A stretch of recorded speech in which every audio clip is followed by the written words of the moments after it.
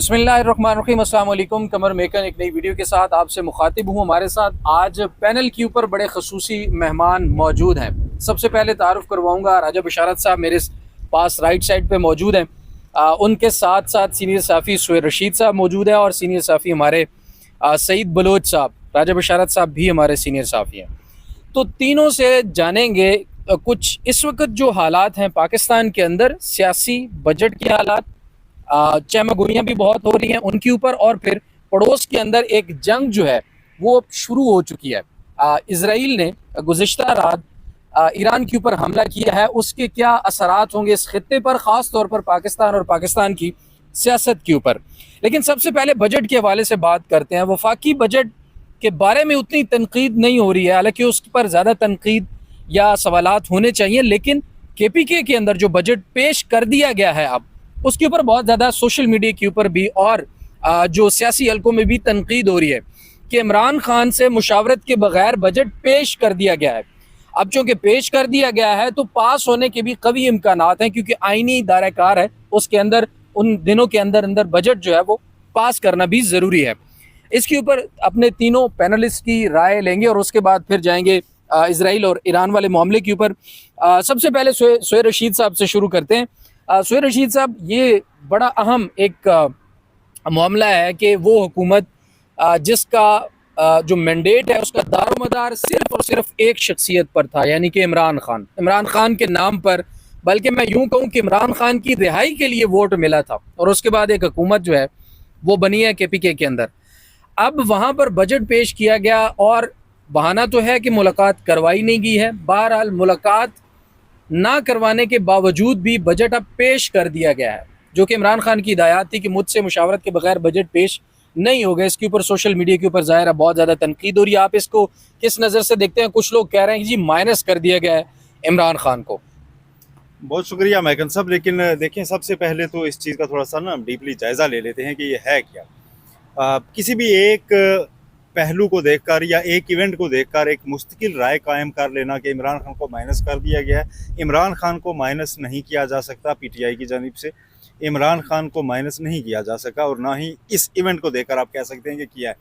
अब देखें कि बजट पेश करना और बजट अप्रूव करवाना, ये इमरान खान को जो वोट दिया हुआ है KPK के पब्लिक ने, उसको ही देखते हुए ज़रूरी है।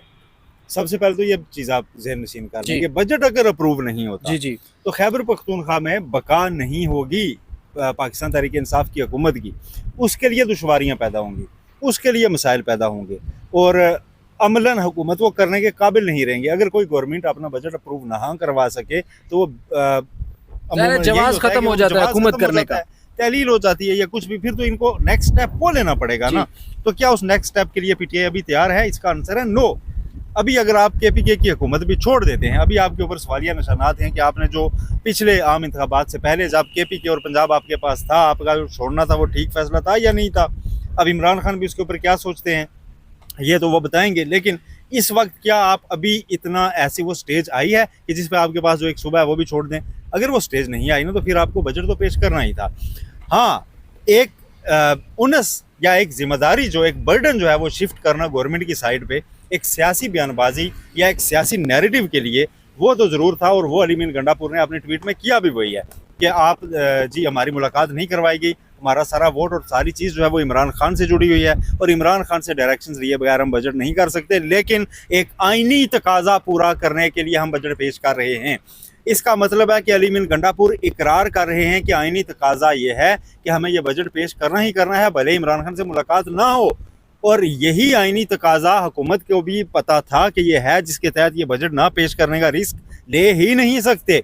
इसलिए गवर्नमेंट ने इस चीज़ पे ब्लैकमेल हुए या इस चीज़ पे उनके आगे झुके बगैर ही उनसे मुलाकात नहीं करवाई, और उन्होंने कहा जी ठीक है आपने जो करना है कर लें, हम तो ये मुलाकात नहीं करवा रहे। तो मुलाकात इस पहलू में नहीं करवाई गई। लेकिन माइनस इमरान खान हो गया, ऐसा नहीं है। मेरा ख्याल है इमरान खान भी इसको समझेंगे कि जी देखें, हमसे तो जब मुलाकात ही नहीं करवाई गई तो आगे तो बढ़ना है, तो बजट तो पेश करना है। अब उन्होंने पेश कर दिया है अप्रूवल से पहले, उसमें मेजोरिटी उनके पास KPK में है, सोफा उनके पास बिल्कुल क्लियर मेजोरिटी है, वो उसमें किसी भी किस्म की तरमीम करके उसको अप्रूव करवा सकते हैं। तो पेश कर देने से गेम ओवर नहीं हुई। अच्छा ठीक है। ठीक है। अभी भी उनकी अगर मुलाकात हो जाती है, मुशावरत हो जाती है और इमरान खान कहते हैं ये चीजें ऐसे नहीं ऐसे कर दें, ठीक है, तो तो वो मतलब उसको तरमीम का रास्ता अभी भी मौजूद है। बिल्कुल है। वो पार्लियामेंट ने पास तो असेंबली ने करना होता है ना, जी, जी। जैसे वफाकी बजट, ऐसे सूबाई बजट सूबाई असेंबली ने पास करना है, तो वहाँ पे मेजोरिटी पीटीआई की ही है, तो इमरान खान की जो भी डायरेक्शन आएगी उसको वहाँ पे वो डिबेट में ठीक है। चेंज करके अप्रूव कर लेंगे। अच्छा, इसमें ये कोई मसला एक नहीं। क्रेडिट हमें केपी के हुकूमत को और खैबर पख्तूनख्वा को बतौर सूबा भी देनी चाहिए कि बजट जो है सरप्लस है। ये बड़ा एक अच्छा है कि किसी बगैर किसी नुकसान के बजट पेश किया, और बल्कि सरप्लस जो है वो बजट इस दफ़ा भी पेश किया जा रहा है। सईद बलोच साहब, आप इस पर क्या राय रखते हैं? सोशल मीडिया के ऊपर बहुत तनकीद हो रही है, हाँ, इमरान खान से मुशावरत क्यों नहीं हुई भाई?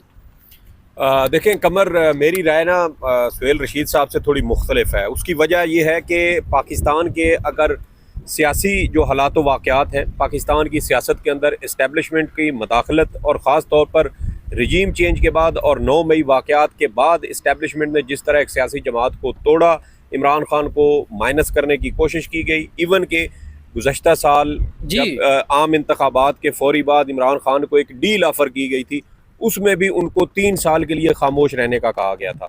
तो इसलिए मुतअद्दिद बार हुई, लेकिन आम इंतखाबात के फौरी बाद पहली बार उनको ये ऑफ़र की गई।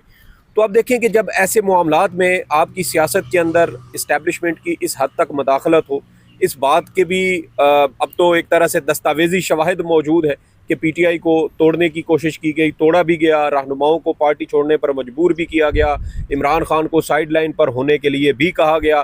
तो ऐसी सूरत में, और यहाँ तक कि अभी आप देखें कि शेर अफजल मरवत जब पीटीआई में थे तो उन्होंने इमरान खान की दिमागी हालत के ऊपर भी शक्कू को शुबात पैदा करने की कोशिश की कि इमरान खान दुरुस्त फैसले करने की पोजीशन में नहीं है।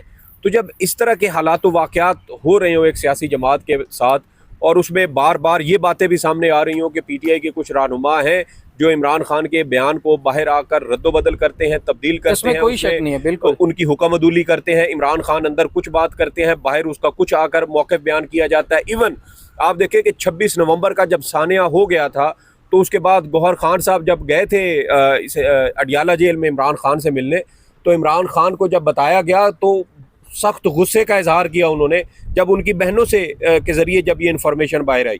लेकिन उससे पहले जब गौहर खान साहब और कुछ लोग बाहर आए, बिल्कुल मैं वहाँ मौजूद था उस दिन, जी, तो उन्होंने उस वक्त वहाँ पर उसकी सताइश की कि इमरान खान ने बहुत कहा है कि आपने अच्छा एहतजाज किया। पंजाब की भी उन्होंने सताइश की, तो पंजाब में बंदा कोई नहीं निकला। बिल्कुल ऐसे ही है। तो ये सूरत हाल जब हो, मैं ये समझता हूँ कि पीटीआई की बाहर मौजूद क़यादत को एक पहला कदम उठाने के लिए ना उन पर जोर दिया जा रहा है कि अगर इमरान खान की जमात के बाहर मौजूद लोगों ने एक कदम पहले उठा लिया तो फिर इसको as a threshold, as a reference आप इसको इस्तेमाल करेंगे, फ़लाँ काम हमने इमरान खान के बगैर किया था। अब जब गालिबन 26 अप्रैल को आपकी कौमी सलामती कमेटी का इजलास था, तो पीटीआई के लोगों ने 14 नाम दे दिए और कहा गया कि इमरान खान साहब के साथ अगर मुलाकात नहीं हो सकती तो ये कौमी सलामती का मामला है, हमें जाना चाहिए, इमरान खान इसकी किसी सूरत मजम्मत नहीं करेंगे। लेकिन पीटीआई के कारकुनों ने एहतजाज किया, रहनुमा नहीं गए। जब इमरान खान के साथ मुलाकात हुई तो उन्होंने कहा कि बिल्कुल अच्छा किया कि पीटीआई के लोग नहीं गए। तो इसका मतलब ये है कि इमरान खान मौजूदा हुकूमत और इस्टेब्लिशमेंट के साथ इस तरह के किसी भी मामले पर वो नरमी दिखाते हुए नजर मतलब नहीं वो चाहते हैं कि हर तरह से जो भी मौका हो प्रेशर अपना जो है बरकरार रखे। अब इसमें ये जो बजट वाला मामला, मैं उसी तरफ मेरा सवाल बेसिकली ये है, मैं सुहेल रशीद साहब से भी इसके ऊपर दोबारा हाँ या ना लूंगा कि बजट पेश ना करते तो हुकूमत को खतरा था, पेश करते तो इमरान खान की हिदायत के खिलाफ होता, तो करना चाहिए था या डट जाना चाहिए था हुकूमत को खतरे में डाल के? हुकूमत को कोई खतरा नहीं था। जिस सूबे की असम्बली में 90% सीटें पीटीआई के पास है, वहाँ पर जो वजीर आला उसको किस बात का अदम एतमाद का खतरा है? हाँ, अगर अली अमीन गंडापुर नहीं, उसकी जगह कोई और बंदा आप नॉमिनेट कर दें। इमरान खान ने जुनेद अकबर को ये इख्तियार दिया हुआ है कि आप स्पीकर सूबाई असम्बली को तब्दील करना चाहें, इवन आप अगर वजीर आला केपी को भी तब्दील करना चाहें तो आप तब्दीली का इख्तियार बिल्कुल उनके पास है। तो जब इख्तियार सूबाई सदर के पास मौजूद है तो फिर मेरे ख्याल में तो उसमें कोई इशू होना नहीं चाहिए था। और दूसरी बात कि इस वक्त आपने IMF के साथ डील करनी है जी, तो दबाव वफाकी हुकूमत के पास होना चाहिए था।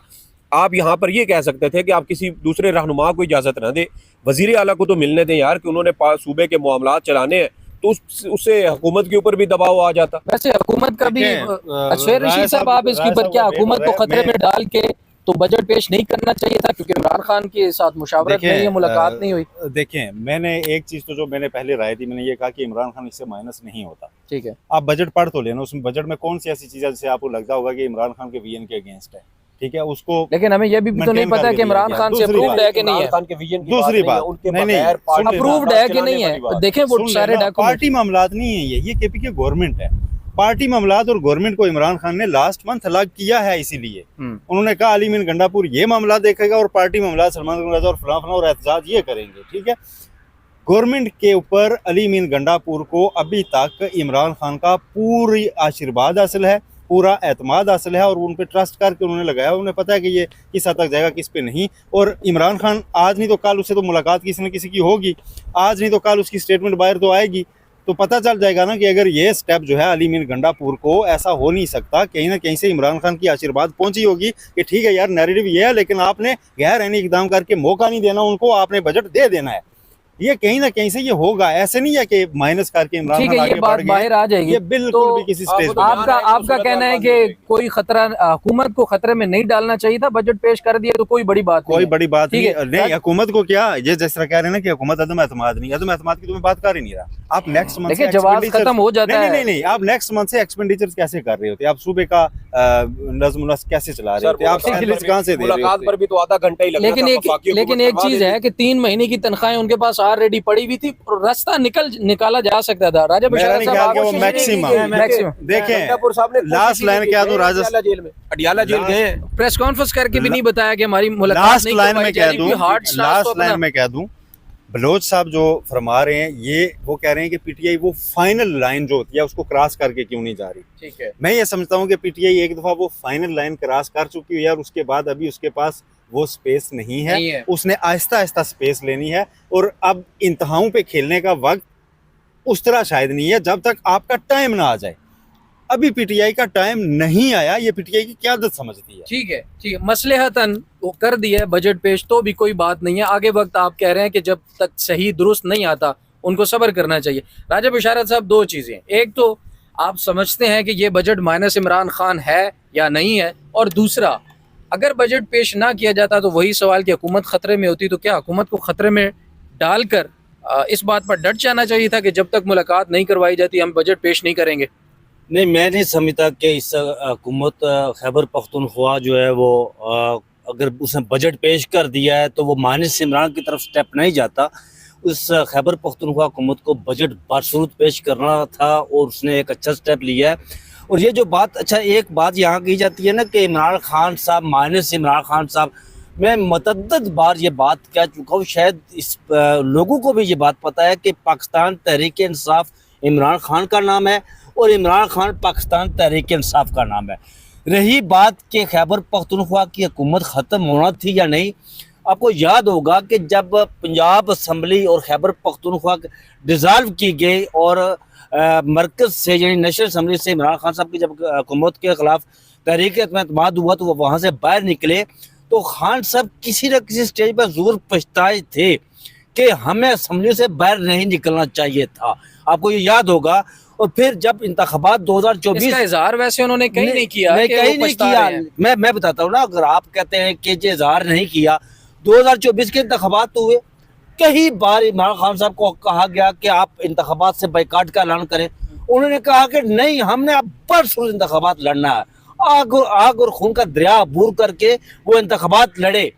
और ये बात जो कहते हैं कि सियासतदान, देखिए उन्हें 85 में पीपल्स पार्टी ने इंतखाबात से बाइकाट किया तो आज तक पीपल्स पार्टी वो पछता रही है। उसी तरह इमरान खान साहब ने इज़हार नहीं किया, लेकिन 2024 का जब इंतखाबात हुए तो इमरान खान साहब को कहा गया, बहुत सारे लोगों ने मशवरा दिया जी कि आप इंतखाबात, उन्होंने कहा नहीं, हम इंतखाबात, बेशक भले उनकी पार्टी का इंतखाबी निशान भी छिन गया, उसके बावजूद उन्होंने कैंडिडेट, आपको याद होगा जंगीर तरीन का हल्का, कि वो जब इंतखाबात मेरे ख्याल में 12-14 घंटे पहले उन्होंने वो बंदा खड़ा किया था, कासम या इसका कोई नाम था, उन्होंने कहा ये लड़ेगा पाकिस्तान तहरीक इंसाफ का हमायत याफ्ता उम्मीदवार यही है। और इस तरह मुझे नहीं लगता कि खैबर पख्तूनख्वा हुकूमत के कोई ख़तरा था, तब्दील हो जाती या नहीं। प्रोविंशियल असम्बली को बजट बाशुरूत पास करना था, उन्होंने पास किया, ये अच्छा है। इमरान खान साहब के पास, जिस तरह सोहेल रशीद साहब ने बताया कि उससे मुलाकातें होंगी, कहीं ना कहीं कोई बात तो जरूर आएगी, बाहर निकल आएगी। और इमरान खान साहब क्या मशवरा देते हैं वहां पर? मेरे ख्याल में इमरान खान साहब को ऐसा मशवरा नहीं देना देते कि बजट पास ना करे। जो माइंस वाला बिल है पेश ना करे, जो माइंस वाला बिल है उसके हवाले से शायद वो बात करते, और मेरे ख्याल में वो नहीं होगा। और ये जरूर वो कहते कि ठीक है जी आप बजट पेश मतलब ये है कि इमरान खान को कोई मसला नहीं होगा, नहीं, कोई जब मुलाकात होगी तो क्लियर हो जाएगी चीजें। करते हुए एक चीज और भी कह दूं, इमरान खान माइनस इस वक्त कोई एक लीडर का नाम बताएं जो बाहर मौजूद हो पाकिस्तान तहरीक इंसाफ का, या अंदर जेल में इमरान खान के अलावा मौजूद हो। कोई एक नाम बता दे मुझे कि फलां बंदे को फेस सामने रख के इमरान खान को पीटीआई से माइनस किया जा सकता है। 2024 के इंतखाबात में सीधी बात है जी। इस पर कमर साहब एक मिनट, सोहेल रशीद साहब की मेरे पास कुछ इन्फॉर्मेशन है। जब ये ऑफर्स की जा रही थी ना, जब प्रेस कॉन्फ्रेंसेज हो रही थी, लोग छोड़ के जा रहे थे, तो उस वक्त एस्टैब्लिशमेंट को एक फेस चाहिए था जिसको सामने रख के तहरीक इंसाफ आगे चलाने की कोशिश की जाती। उस वक्त दो लोगों से रब्ता किया गया। एक रब्ता किया गया था शाह महमूद कुरैशी साहब से कि जी हम इमरान खान को तो फिक्स करेंगे ही करेंगे, आप आएँ और तहरीक इंसाफ संभालें। और दूसरा रब्ता किया गया था असद उमर साहब से। तो असद उमर साहब ने भी माजरत की थी, और शाह साहब के अभी तक जेल में होने की वजह से आप भी समझ जाए कि उन्होंने भी, तो ये तो मुमकिन नहीं है कि कोई बंदा, एक मिनट सबसे बड़ा जोम था ना कोई बंदा पीटीआई, वो था परवेज खटक। हाँ यही बात मैं करूँ, उसकी अपनी सियासत ही खत्म हो गई। अब भी लोगों को है और वो उनकी गलतफहमी है। ये बनना था। नहीं मैं वही कह रहा हूँ। 2024 के इंतखाबात हुए, मेरी बात सुने, 2024 के इंतखाबात हुए, कितने लोगों को लाया गया आगे? परवेज खट्टक को लाया गया, उसने कहा जी कि मैं तो खैबर पख्तूनख्वा से पीपल्स पीटीआई का नाम और निशान मिटा दूंगा। बड़े बड़े दावे किए उसने। देखिए यहाँ इंतखाबात में वो कहाँ गया? चले अब जहांगीर तीन क्या कह रहा था, और बेशुमार मिसालें इस तरह की यहाँ पर जो लोग कह रहे थे। बजट के यहाँ बजट के हवाले से है, पार्टी से माइनस करना नहीं, यहाँ पर मुशावरत से माइनस जो किया गया है ना, उसमें मुझे जाती तौर पर कोई माइनस नहीं कर सकता यार। इमरान खान एक, मैं आपको बताता हूँ, नहीं कर सकते यार। बजट के हवाले से बात कर रहे हैं राजा साहब।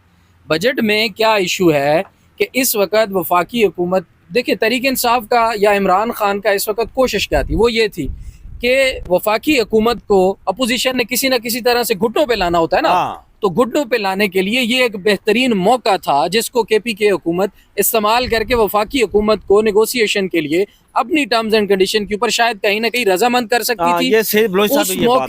उस मौके को तहरीक इंसाफ ने ये कहकर जाया कर दिया कि जी आईनी तकाजा है तो इसलिए हम पेश कर रहे हैं। हुकूमत को मेरे ख्याल में भी उस लेवल का कोई खतरा नहीं होता जब इतनी बड़ी अक्सरियत आपके पास मौजूद होती है। और दूसरी बात, माइनस करना ये नहीं है कि इमरान खान को निकाल के पार्टी तो इमरान खान के बगैर कब से वो अपनी मर्जी से चला रहे हैं। इशू ये था कि सिर्फ प्रेशर डेवलप करना और उन मामलात को आगे लेकर चलना। अब इमरान खान की मुशावरत के बगैर ये बजट पेश कर दिया गया है, मेरे हिसाब से पेश नहीं, अब पास भी आप समझे इसको। तो अब इमरान खान इस चीज के ऊपर जब उनसे मुलाकात होगी तो डिसाइड करेंगे। उनसे मुलाकातें इसीलिए बंद की गई हैं, उनसे उनकी जो समातें थी वो इसीलिए मुलतवी करके आगे एक 26 जून और एक 31 जून को डाल दी गई हैं। तब 13-14 दिन का जो आईनी वक्त है बजट का वो भी खत्म हो जाएगा। तो मामला सारे अब 30 जून को या 26 जून को जाके हमें इमरान खान की राय का पता चलेगा और फिर पता चलेगा कि इन दिनों में क्या हुआ और क्या नहीं हुआ। पीटीआई शो तो लगाने जा रही है। पीटीआई कह रही है मडियाला जेल के बाहर अपना सेशन करने की कोशिश। कैसे सेशन करेंगे? केपी के टेरिटरी से बाहर आप उस असेंबली का हो, अब आप तो उस पे आइन और कानून पे या उस पे जा रहे हैं ना, वो एक कोशिश करेंगे शो लगाने का लफ्ज़ मैंने इसलिए बोला कि वो शो लगाने की कोशिश करने जा रहे हैं। दूसरी चीज़ एक बड़ी अहम है जो समझने की है, ये पीटीआई के हामियों, पीटीआई के कारकुनों और पीटीआई के इवन मुखालफिन को भी समझने की ज़रूरत है कि पीटीआई इस वक्त चला कौन रहा है। पीटीआई इस वक्त एक पहला केस है शायद पाकिस्तानी सियासत का या शायद दुनिया के ममालिक की तारीख का कि एक ऐसी जमात है जिसको उसके कारकुनान चला रहे हैं, इनविजिबल कारकुनान, बिल्कुल ऐसे जो किसी ओहदे पर नहीं है। जब उनके ओहदों पर मौजूद लोग कोई ऐसा फैसला कर दें जो कि पीटीआई की असल रूह रखने वाले कारकुनान को नापसंद होता है तो with in minutes pressure mount करता है। किस पे? सोशल मीडिया पे और हर जगह पे कि भाई ये आप क्या कह रहे हैं। पीटीआई की क्या आपको खुद प्रेशर में नजर आती है, इनविजिबल प्रेशर में जो कारकुनान का है। ठीक है, बिल्कुल तो इस वक्त पीटीआई को जब कारकुनान जब चला रहे हो ना तो क़यादत इमरान खान को माइनस नहीं कर सकती। बिल्कुल ऐसे ये दो बातें जरूर, एक तो आपने जो कहा ना सेशन और शो उधर लगाना चाहेगी। केपी की हुकूमत अगर पहले दिन से इमरान खान को बाहर निकालने के लिए सीरियस होती ना तो बहुत टाइम पहले इमरान खान बाहर आ चुके होते। यही शो यही सेशन वो उधर लगाने के बजाय हमेशा हर असम्बली का इजलास अटक पुल पे करना शुरू हो जाते हैं ना, पूरी दुनिया के अंदर खबरें चलती कि भाई इस वक्त वहाँ पे क्या हो रहा है। एक बात। दूसरा, आपने जो सिलसिला किया है वो ठीक है, मैं आपकी बात से इस हद तक एग्री हूँ कि पीटीआई जो शो लगाने जा रही है उससे थोड़ी सी पॉलिटिकल माइलेज तो शायद उनको मिल जाएगी, अदरवाइज कोई और बहुत बड़ी उनको इससे कोई कामयाबी जो है वो मिलने वाली नहीं है। और इससे पहले भी बहुत ऐसे वाकयात गुजर चुके हैं जिसमें फैसले हो गए, काम हो गए और बाद में वो लकीर पीटने वाली बात थी तो इमरान खान ने उसके ऊपर कुछ नहीं कहा। हालात मेरी बात सुने, अगला टॉपिक चलते हैं साहब से इस पे फाइनल कमेंट ले लें क्योंकि काफी देर से वो अजी बलोच साहब, आप ये दोनों तो एक तरफ हैं जी, वो कहते हैं बजट पेश हो गया, कोई बात नहीं है। देखिए, मैंने जैसे पहले कहा कि हमारी सियासत बड़ी वोलेटाइल किस्म की सियासत है। यहाँ मामलात सिर्फ सियासी जमातों के हाथ में हो ना, नवाज शरीफ हो, इमरान खान, आसिफ जरदारी साहब, मौलाना साहब आपस में लड़ें मरें, जो मर्जी करें, कोई इशू नहीं होता। सियासतदान बैठते हैं पसे पर्दा, जो सेनेट इलेक्शन होते हैं उसमें आपस में इत्तेहाद भी कर लेते हैं। हमने पंजाब के अंदर देखा था कि मुस्लिम लीग नून और पीटीआई आमने सामने थे, लेकिन जब 2021 के सेनेट इलेक्शन आए तो दोनों सियासी जमातों ने पंजाब में जरदारी साहब का रास्ता रोकने के लिए आपस में इत्तेहाद करके 5-5 सेनेटर इत्तेफाक से मुंतखब करवा लिए और एक वाफी हो गया। तो सियासतदान कुछ ना कुछ गैर लेन देन करते रहते हैं, स्पेस रखते हैं, बातचीत के दरवाजे हमेशा खुले होते हैं। लेकिन जब इस्टेब्लिशमेंट आपके पास आ जाए ना और थ्रेट ऐसे हो कि एक सियासतदान को मिलिट्री ट्रायल का भी खतरा और बहुत सारे मामलात, उनकी पार्टी का वजूद मिटाना, पाबंदियाँ लगाने की, ये सारी बातें पहले हो चुकी हैं। अब उसमें कुछ वेरिएबल्स ऐसे होते हैं कि आप अचानक या फौरी तौर पर उन चीज़ों के ऊपर अमल दरामद नहीं कर सकते। लेकिन हमने देखा है कि सुप्रीम कोर्ट से फ़ौजी अदालतें बहाल हुई हैं, इमरान खान के ट्रायल का रास्ता खुल चुका है, अब बाकायदा फैज़ हमीद के साथ ताल्लुक़ जोड़ने की बातें चल रही हैं। तो इसलिए इमरान खान को माइनस करने वाली जो बातें हम कर रहे थे ना, वो माइनस इस सेंस में नहीं है कि आप इमरान खान को बिल्कुल वो उसमें से निकाल देंगे। मेरा इमरान खान को माइनस करने के बारे में मेरी ओपिनियन ये है कि इमरान खान के बगैर फैसले लेने पर पीटीआई की बाहर मौजूद क़यादत को उकसाया जा रहा है और वो जो फैसले लेने के हवाले से, अब देखें कि जनवरी 2023 में फैसला हुआ था कि इमरान खान अगर नाअहल हो गए तो ये पार्टी के पैटर्न इन चीफ बनेंगे, सरपरस्त आला बनेंगे। जी जी, 2.5 साल के बाद आकर वो पार्टी के सरपरस्त आला बन रहे हैं। इसका मतलब ये है, और आप ये भी देखें कि गौहर खान साहब वो थे जिन्होंने ईद से पहले कहा था कि इमरान खान साहब रिहा हो जाएंगे। उससे हमें ये सेंस मिलती है कि कहीं ना कहीं पीटीआई के कुछ लोग दोबारा इस्टेब्लिशमेंट के साथ राब्तों में थे और इमरान खान साहब की रिहाई के हवाले से कुछ मामलात पसे पर्दा चल रहे थे और अचानक इमरान खान साहब ने खुद को पैटर्न इन चीफ बना दिया और कहा कि सारे फैसले अब मैं करूँगा। तो ये वो चीज़ें हैं जो हमें इशारे देती हैं कि कहीं ना कहीं अभी भी पीटीआई को मुकम्मल तौर पर इस्टेब्लिशमेंट कंट्रोल करने की कोशिश कर रही है। तो मैं तो ये समझता हूँ कि ये मुमकिन तौर पे ये नहीं हो सकता कि ये अचानक माइनस इमरान खान हो जाए, लेकिन ये उस जानिब पहला कदम मैं इसको ये ज़रूर समझता हूँ कि इससे आप पीटीआई के लोगों को आज कह रहे हैं कि आप ये फैसला आपने कर लिया, पंजाबी में एक कहावत है ना जी, एक बार इलाके में फिर राह खुल जाएगा, फिर रास्ता खुल जाता ही रहेंगे। अच्छा, आपकी झिझक उतर गई, बाद में आप इसको कंक्लूड करते हैं। मुझे ज़ाती तौर पर ये लगता है, कुछ इन्फॉर्मेशन बेस मेरे पास इत्तलात ये हैं, इन्फॉर्मेशन बेस पे बता रहा हूँ कि ये बजट अगर पास हो गया और इमरान खान की, जिस तरह सोहेल रशीद साहब ने कहा कि कहीं ना कहीं इमरान खान की अंडरस्टैंडिंग होगी और उन्होंने इजाज़त दी होगी कि अगर ऐसे हालात हो तो आप कर देना। अगर ऐसा ना हुआ, इमरान खान के साथ वो वाली अंडरस्टैंडिंग ना हुई, तो फिर बैरिस्टर गौहर साहब और अली अमीन गंडापुर साहब बिल्कुल किनारे पे हैं, आज के या कल के। रिजाइन कर देना चाहिए मेरे ख्याल में, फौरन रिजाइन करना चाहिए। दूसरा टॉपिक बड़ा अहम तरीन है, उसकी तरफ आते हैं। ईरान और इज़राइल की जो जंग अब शुरू हो चुकी है बाकायदा तौर पर। ईरान के अंदर इज़राइल ने जिस तरह बेईमाना तरीके से हमले किए हैं, सिविलियंस की शहादतें हुई हैं, वहाँ पर बहुत ज़्यादा आला मिलिट्री और सिविलियन की भी अब बातें आ रही हैं सामने कि शायद जो उनके सुप्रीम कमांडर हैं उनको भी जो टारगेट किया गया है। अब इस पर कोई हतमी अभी तक ख़बर मौसूल नहीं हुई है, लेकिन अल्लाह ताला सबकी हिफाजत फरमाए।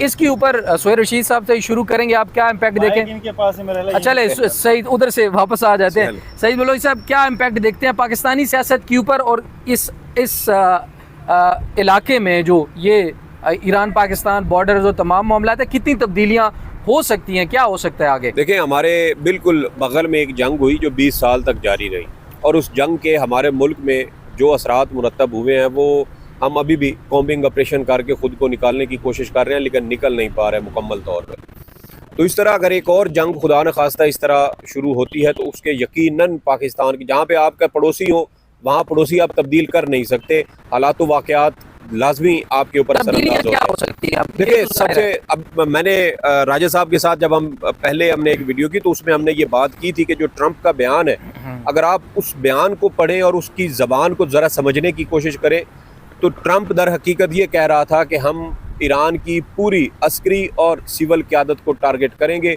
जिसमें मिलिट्री क़यादत को तो काफ़ी हद तक वो कत्ल कर चुके हैं। अब पीछे सिविलियन क़यादत है, उसमें भी जैसे आपने कहा कि खामनई साहब के हवाले से इतलात हैं, इत्तलात आ रही है कि उनको भी टारगेट किया गया किया है। गया अब हतमी इत्तलात नहीं है कि वो नहीं, खैरियत से हैं मुमकिन या है कि जिस वक्त ये वीडियो हमारे नाजरीन देखें तो उस वक्त शायद ये तस्दीक हो चुकी हो इस हवाले कि से, वो खैरियत से हैं या उनको हाँ जी उनके हमले के हवाले से। तो इसलिए मैं ये समझता हूँ कि शायद ट्रंप की और इसराइल की ये कोशिश है कि मुकम्मल तौर पर इसराइल जो ईरान की रजीम है उसको तब्दील किया जाए। और आप इस हक में हैं कि वहाँ तब्दीली आनी चाहिए। देखिए मैं इस हक में इस सूरत में नहीं रह सकता, नहीं हो सकता, क्योंकि ईरान जो मर्ज़ी हो, एक इस्लामी मुल्क है, हमारा पड़ोसी मुल्क है, और ईरान के अंदर होने वाली किसी भी किस्म के हालात व वाक़यात का हमारे ऊपर बराह रास्त असर पड़ेगा। तो अगर अवाम के तरीक़ेकार को भी देखना कि जंग के ज़रिए जिस तरह जंग के ज़रिए ये तो गलत है। मैं वही कह रहा हूँ कि अगर अवाम को आप ये हक दें, जैसे कि हर मुल्क में अवाम को ये हक होता है कि वो वोट की पर्ची के ज़रिए जिसको मर्जी लेके आए, वो इस्लाह पसंदों को लेके आए, वो मौजूदा जो रूलिंग एलीट है इसी को वो बरकरार रखे, ये उनका हक है। लेकिन आवाम से हट के अगर आप जो भी तब्दीली लेकर आएंगे, मेरे ख्याल में वो ना तो ईरान के मफाद में होगी, ना वो ईरान के जितने भी पड़ोसी ममालिक हैं, ना वो उनके मफाद में होगी। पाकिस्तान को न्यूट्रल रहना चाहिए या कुछ करना चाहिए? पाकिस्तान के ऊपर क्या असरात देख रहे हैं 2 मिनट में ज़रा? देखिए न्यूट्रल रहने का मेरा नहीं ख्याल कि यहाँ पर कोई सवाल पैदा होता है। हमने इराक से बल्कि अफ़गानिस्तान से ये सिलसिला शुरू किया, अफ़गानिस्तान से इराक, इराक से शाम, शाम से लीबिया, लीबिया से यमन, और यमन से होता हुआ अब हम ईरान तक आ चुके हैं।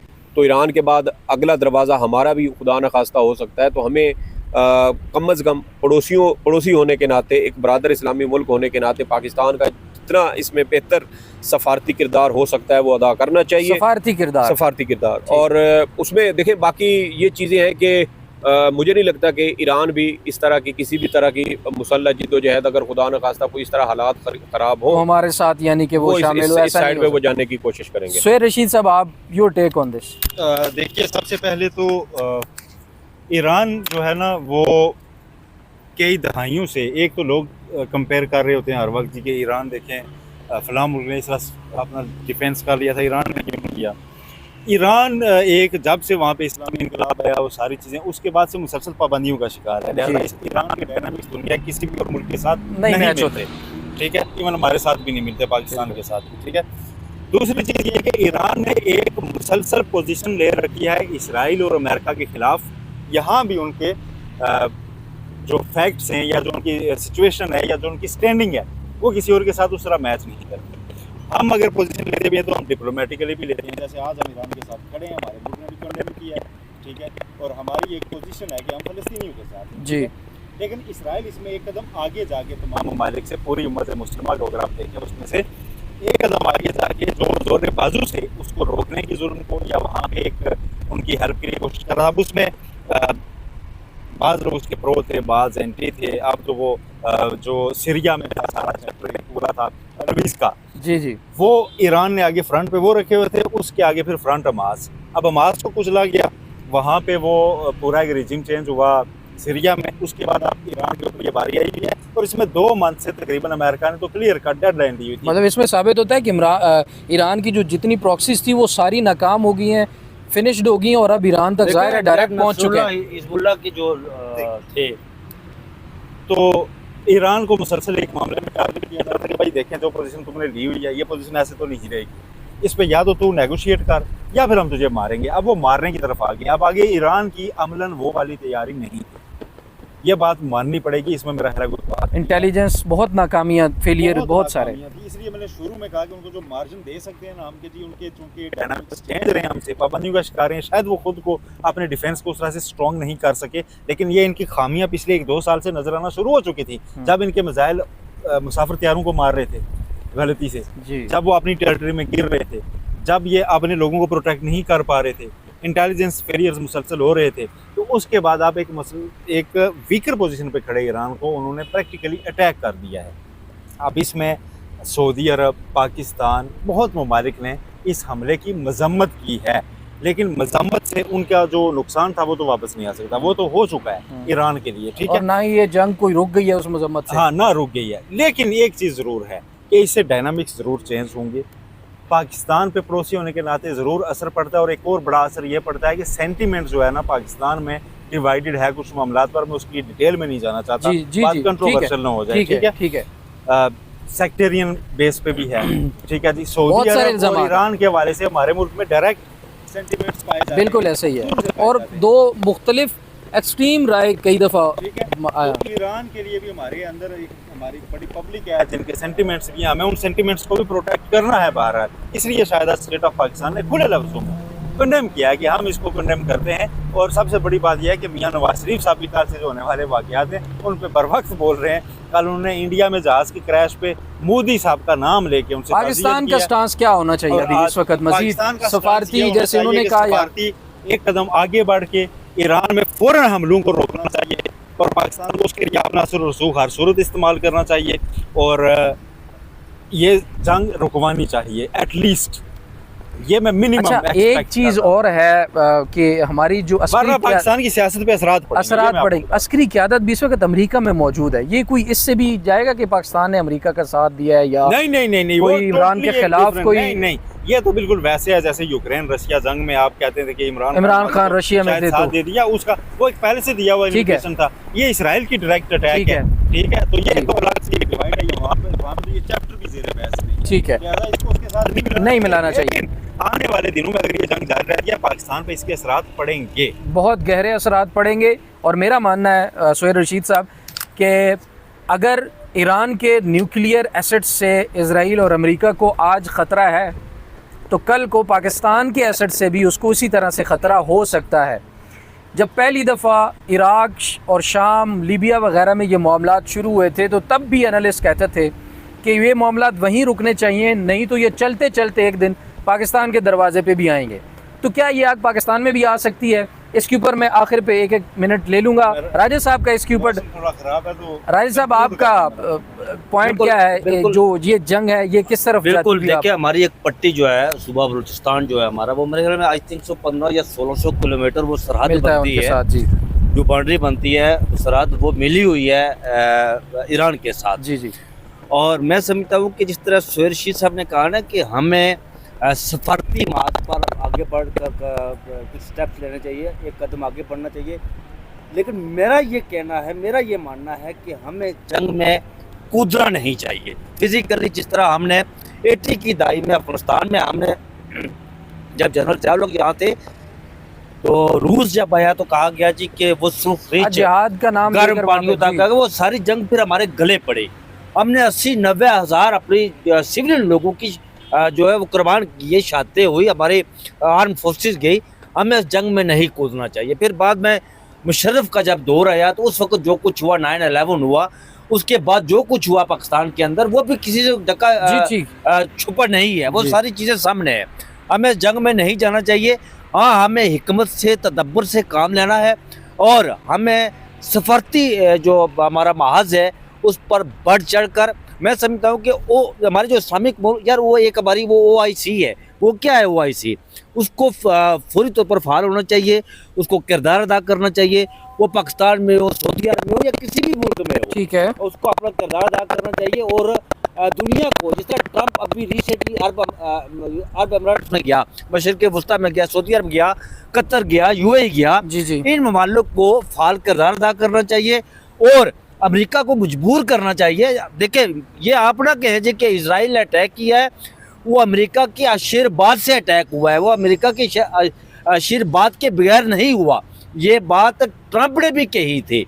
और इन ममालिक को जिस तरह इन्होंने वहाँ पर डॉलर निछावर किए यार, 32,000 अरब डॉलर दिए जी ट्रंप को, UAE, सऊदी अरब, कतर ने, उन्हें अपना वो किरदार अदा करना चाहिए कि यार उन्हें कहे कि वो जंगबंदी करे। ये कोई जंग तो शुरू हो जाती है, ठीक है, लेकिन जिस तरह अफगानिस्तान के अंदर आप फिर उसको संभालना बड़ा मुश्किल होता है। अब देखें, जब अफगानिस्तान से अमेरिका निकला था तो उसके बाद जो सूरत हाल है अफगानिस्तान के अंदर, वो अभी तक वो पुरअमन इंतकाल इक़्तिदार नहीं हुआ था। बड़ा मुश्किल होता है। अल्लाह ना करे कोई ईरान में ऐसी सिचुएशन बन जाती है तो हमारे लिए तो खतरा ही खतरा है यार। वो जिस तरह आपने कहा कि ईरान का न्यूक्लियर पावर उसको खतरा, फिर हमारे यहाँ ये तो फिर सीधा हमारी तरफ आ रहा है। अच्छा, इसमें बहुत शुक्रिया बशारत राजा साहब और सुहेल रशीद साहब, सईद बलोच साहब ने भी दिया। जाते जाते एक चीज़ जो हुई है कुछ हमले से एक रोज़ कबल यानी कल एक जो करारदाद पेश की जाती है, जो इदारा है IAEA वो। जो ये न्यूक्लियर एसेट्स के हवाले से जो उसको देखता फैलाव को है, वो रोकने वाला, रोकने वाला। उसके उस मामले के ऊपर ईरान के खिलाफ करारदाद जो है वो मंजूर की गई। उसके अंदर उसमें चीन, रूस और बर्किना फासो ने खुलकर ईरान का साथ देते हुए करारदाद के खिलाफ वोट दिया था। चूँकि दूसरी तरफ ज़्यादा लोग थे जैसे अमेरिका वगैरह, UK, तमाम लोग, तो ये करारदाद मंजूर होगी। लेकिन पाकिस्तान और इंडिया ने अब्सटेन किया, यानी करारदाद की मुखालफत या हिमायत में वोट नहीं दिया। तो सफारती जो मकाम पर तो हमने अपने आप को न्यूट्रल रखा है, हम ना उसके ख़िलाफ़ थे ना उसके हक़ में थे। बहरहाल बरादर इस्लामी मुल्क और हमसाया होने के नाते पाकिस्तान को अपना भरपूर किरदार अदा करना चाहिए इस कॉन्फ्लिक्ट को हल करने के लिए। ये ना हो कि कल ये जंग और इस्लामिक कंट्री को यार वो OIC को फाल करे यार। किस लिए बनी हुई आपकी इस्लामिक सरबराही कॉन्फ्रेंस, जो कॉन्फ्रेंस है, समिट है, उसको फाल करे, उसका इजलास तलब करे फौरी तौर पर और मजबूर करे अमेरिका को यार कि वो फौरी तौर पर ये जंगबंदी करवाए। ठीक है, बहुत शुक्रिया नादरीन, आप लोगों का भी शुक्रिया, आपने इतनी देर तक हमें बर्दाश्त किया। सईद बलोच साहब, सुहेल रशीद साहब और राजा बशारत साहब का भी शुक्रिया। उन्होंने जो है बहुत अच्छी तरह से चीज़ों को एक्सप्लेन करने की कोशिश की। हो आपको मज़ा आया होगा और अपनी राय से ज़रूर आगाह कीजिएगा। कमेंट सेक्शन में ज़रूर अपनी राय से आगाह किया करें, उससे बहुत ज़्यादा रहनुमाई मिलती है। और जाते जाते आपसे रिक्वेस्ट है कि आप जिस चैनल पर भी इसको देख रहे हैं सब्सक्राइब ज़रूर कीजिएगा। अपना और अपने प्यारों का बहुत सारा ख्याल रखिए। अल्लाह ने के बाद 37 मिनट की वीडियो किसने देखनी है?